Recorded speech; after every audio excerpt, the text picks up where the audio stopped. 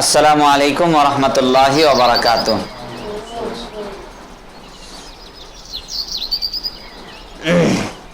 তো আলহামদুলিল্লাহ ওয়াহদা সালাতু ওয়াসসালামু আলা মান লা নাবিয়্যা বাদা আম্মা বাদ আউযু বিল্লাহি মিনাশ শাইতানির রাজীম ওয়া আতাসিমু বিহাবলিল্লাহি জামিআন ওয়া লা তাফাররাকু ওয়াযকুরু নি'মাতাল্লাহি আলাইকুম।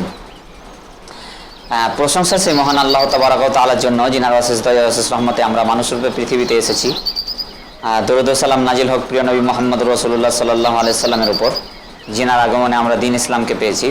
তো আজকে আমাদের তালিম দাওয়াত সেন্টারের পক্ষ থেকে যে জরুরি মিটিং, সেই মিটিংটা হচ্ছে যে আমরা হয়তো এতদিন শয়তানের চক্রান্তে পড়েছিলাম বা শয়তান আমাদেরকে বিভ্রান্ত করে রেখেছিল।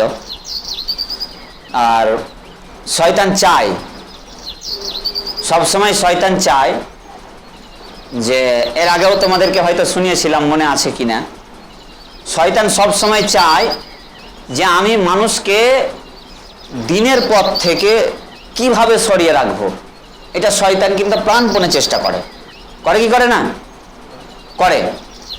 তো শয়তান যেহেতু প্রাণপণে চেষ্টা করে, তো শয়তান কিন্তু আল্লাহর সাথে ওয়াদাও করেছিল। সংক্ষেপে কথা বলছি, যখন আদমকে সিজদা করার কথা হয়েছিল, তো সমস্ত ফেরেশতা সিজদা করলো, তো আজাজিল শয়তান ইবলিস সিজদা করলো না। তো তাকে বলা হলো যে কি ব্যাপার, তুমি কেন সিজদা করলে না? তো সে অহংকার করলো যে আমি তো আগুনের তৈরি, ও তো মাটির তৈরি। আগুন মাটি থেকে উপরে উঠে, আগুন নিচে নামে না। তো এই অহংকার করার কারণে তাকে কি করলো শয়তান, আল্লাহ লানতের হার পরিয়ে দিয়ে তাকে পৃথিবীতে পাঠিয়ে দিল। তো পৃথিবীতে পাঠিয়ে দেওয়ার পূর্বে সে বলেছিল যে আমি যে পৃথিবীতে চলে যাচ্ছি, আমি যে জাহান্নামে যাব, তো আমাকে 5টা জিনিস দিতে হবে, আমার কিছু অনুরোধ রাখতে হবে। তো সে 5টা পাওয়ার চেয়েছিল। 1 নম্বর, যে আমি যেন কিয়ামত পর্যন্ত বেঁচে থাকতে পারি, আমি যেন মানুষের রগে রগে ঢুকে বেড়াতে পারি, আমি যেন 1 সেকেন্ডে পৃথিবীতে ঘোরাফেরা করতে পারি, আমি যেন সমস্ত কিছুর রূপ ধারণ করতে পারি, আমি যেন গায়েব হয়ে যেতে পারি। এরকম 5টা পাওয়ার চেয়েছিল। তো আল্লাহ বললেন, যা, তোকে তাই পাওয়ার দেওয়া হলো, তবে শোন, তুই জাহান্নামে যাবি। তো সে বলেছিল যে আমি জাহান্নামে যাব না, শুধু আমি আদম সন্তানকে জাহান্নামে নিয়ে যাব। আর কি বলেছিল, সত্য পথের বাঁকে বাঁকে আমি কি করব, যতগুলো পৃথিবীতে খারাপ কাজ আছে সব কাজগুলোকে আমি কি করব, মানে সুন্দর করে তুলব।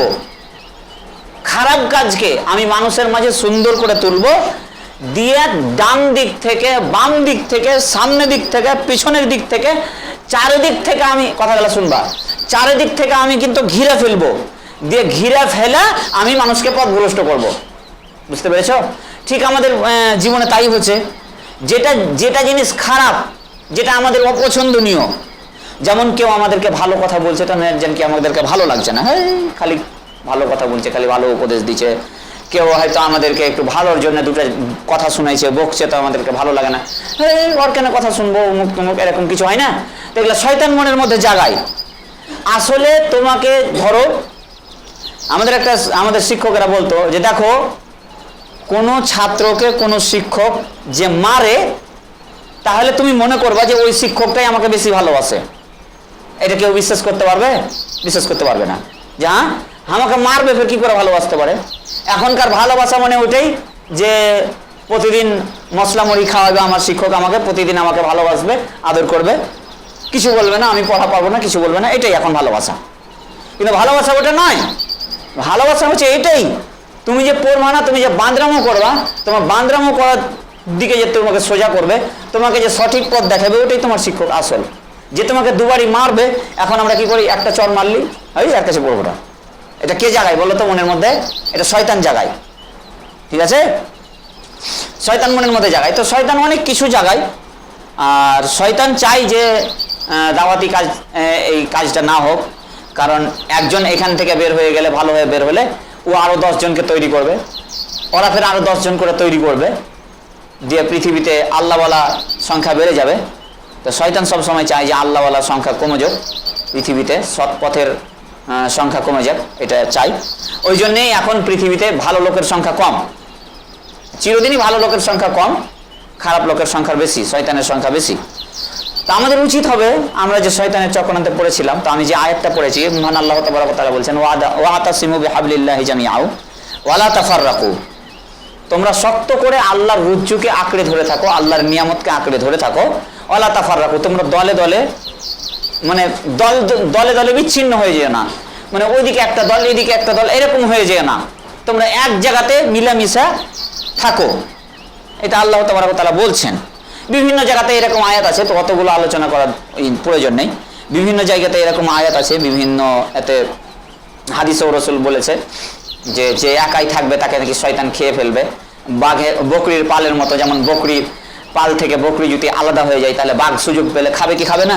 খাবে। তো সেরকম শয়তান ও মানুষের বাঘ। তো আমরা হয়তো শয়তানের চক্রান্তে পড়ে অনেক কিছু ভুল বুঝাবুঝি হয়েছে আমাদের তালিম দেওয়া সেন্টারে, অনেক কিছু এটা শয়তানের চক্রান্তে পড়ে হতে পারে। এখন আমরা নিজের ভুল বুঝতে পেরেছি, বা আমরা সঠিকটা বুঝতে পেরেছি যে একটা মেল মহাব্বত করে থাকাটাই হচ্ছে সঠিক। কি করব, আলাদা আলাদা হয়ে ও আলাদা থাকবে, এই আলাদা থাকবে, এটা তো একটা ভালো লাগবে না। যেমন আমরাও এই কয়টা ছেলে আমরা তালিম দেওয়া সেন্টারে ছিলাম, তো আমাদেরকেও ভালো লাগছিল না। আমরা ভেবেছিলাম যে এক সময় একসাথে ছিলাম, তো কেমন হলো, এটা আলাদা হয়ে আলো শয়তানের চক্রান্তে পড়ে। তো যাই হোক, আমি শুকরিয়া আদায় করি আল্লাহর, এবং কি বলবো, আজকে খুব ভালো লাগছে আমাকে যে সবটি আজকে আমরা আবার একতা হতে পেরেছি। আল্লাহর দয়া, এটা আল্লাহর দয়া যে আল্লাহ আমাদেরকে সেই শয়তানের চক্রান্ত থেকে বাঁচিয়ে আল্লাহ আমাদেরকে এখানে নিয়ে এসেছে একতা হওয়ার জন্যে। তো আমরা কি এই একতাটা একদম চিরকালের জন্য বহাল রাখবো, না আবার ছেড়ে দেবো? এটা কি মনে হচ্ছে আমাদের? কি মনে হচ্ছে ইজাজ? কি মনে হচ্ছে যে আমরা চিরদিনের জন্য একতা থাকবো, না চিরদিনকার মতো? মানে আমাদের ধরো আমাদেরকে আমাদের শিক্ষকেরা যাই যতই বকুক, যতই কথা শোনাক, আমরা কিন্তু শুনে নেব, সেটা পালন করে নেব, তাই তো? কি মানসারুল, সেদিন তো তোমাকে এক চর মেরেছিলাম যে তুমি আর রাগ করে বললা না আমার সাথে, আমার কাছে তালিম দেওয়া সেন্টারই পড়বো না। তো ওরকম করে হয়? আসলে চরটা আমি তোমাকে মেরেছিলাম কেনে, মানছি তোমার সাথে সাথে আর কেউ দোষ করেছিল, কিন্তু আমি কাউকে তখন মারতাম না। তুমি বেশি, তুমি একটু বকলা দিয়ে আমার, তুমি বললে যে আমি করিনি বলছিলে, হয়তো রাগের চোটে তোমাকে এক থাপ্পড় মেরে দিলাম, তো তার আগে তো তোমাকে কত মেরেছি, তো তুমি এবার কি করলা? আর পড়বো না বলে চলেই গেলা। তো এটা করা ঠিক নয়, বুঝতে পারলো? কারণ তোমরা এক সময় বুঝতে পারবা যে এটা তোমাদের ভালোর জন্যই। এটা কখন বুঝতে পারবো বলো তো? যখন তোমরা একটু বড় হবে। এখন তো ছোট কিনা বুঝতে পারো না, তো যখন তোমরা বড় হবে তখন হয়তো বুঝতে পারবা যে হ্যাঁ, এটা আমাদের ভালোর জন্যই বলেছিল আমাদের শিক্ষকেরা।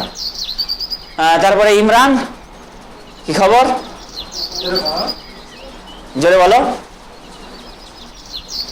তুমি তো কি বাবা, তুমি তো তালিম দেওয়া সেন্টার থেকে বাদ হয়ে গেছিলা, তুমি ফের বাদ হয়ে যাবে না? থাকবা তো?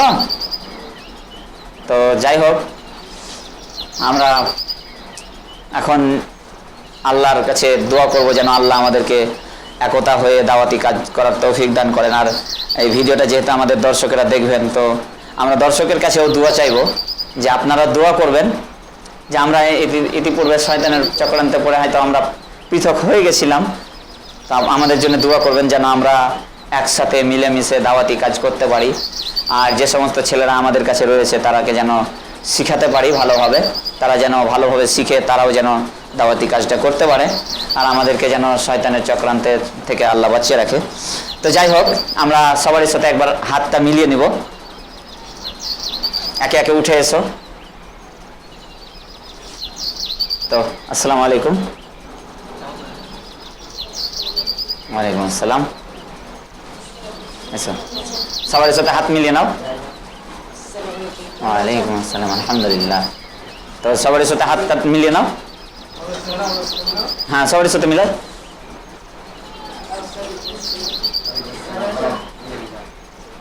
আচ্ছা এগুলো ওটা মঞ্জারুলের সাথে হাত মিলাও। আসসালামু আলাইকুম। আসসালামু আলাইকুম।